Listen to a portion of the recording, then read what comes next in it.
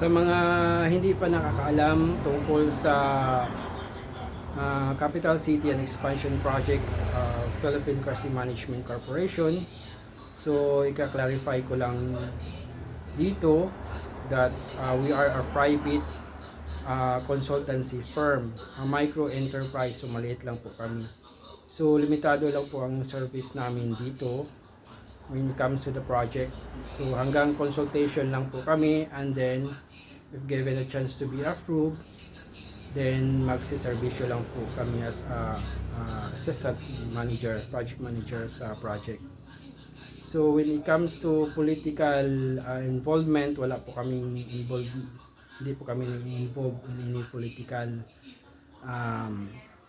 related sa project. So ang amin lang talaga dito is consultation. So when it comes to political, so sino yung present na officials and administration na nag-handle sa municipalities na qualified for cityhood, so they are the one na mag-ayos. Like for example, Asenso Political Party, one municipality that qualified for cityhood, then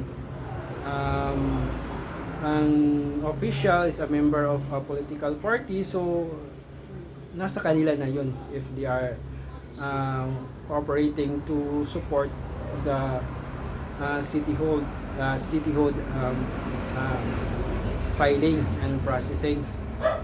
So hindi po kami na-involved in any we are not working under the any political, so independent po. So nanawagan lang ako sa mga municipalities na open na publicity namin online to cooperate, na sana if mag-inquire kami for confirmations for the contact information and then email address, kasi nag-online din tayo proposal. So sana they will cooperate and provide us the true and exact email address or contact information para mapadali yung proposal. So limitado lang po kami at saka hindi po kami involved. We are a private firm operating as a private institution. Kaya when it comes to administration and political na involved, kasi sa government kasi tayo, so nasa kanila na yun na magkakaintindihan. So if one municipality has been proposed to file a cityhood and qualified, then kung sino man yung mga administration na nag-handle niyan, so sila po ang gusto nilang to take responsible for the supporting the filing, then pwede nila nang gawin. At saka yung iba din naman na administrasyon na hindi din, so they have the separate, kasi may kanya-kanya silang separate proposal and then agreement, kaya medyo hindi po nagka-conflict.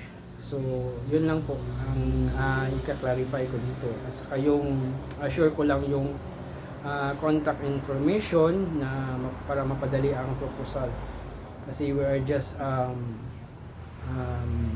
micro enterprise only and limited lang din pa makaya naman. Kaya when it comes to proposal, medyo when it comes to financing, so medyo hindi wala hindi masyadong finance yung project. So nagdepende pa din kami kung ano yung budget na makaya namin for the financial of the project. So I hope that it clear na sana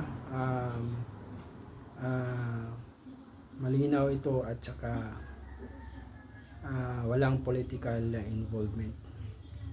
So sa mga municipality na naiayos na, so I hope na it's your time to file before it's too late. So good luck.